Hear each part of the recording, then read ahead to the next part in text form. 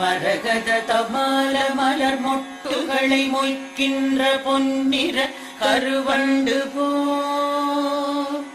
மாதவன் மார்பினில் வாசம் புரிந்தங்கு மெய்சிலிர் பேற்றும் விழிகள்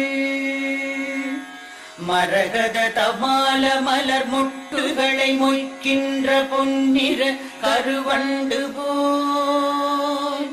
மாதவன் மார்பினில் வாசம் புரிந்தங்கு மெய்சிலிர் பேற்றும் விழிகள் பரவும் பல்வடிவத்தின் செல்வ வளமாகிடும் திருமகளின் அழகு விழிகள் பறிவோடு அந்த இரு விழிகளின் கடை நோக்கு மங்களம் என கருள்கவே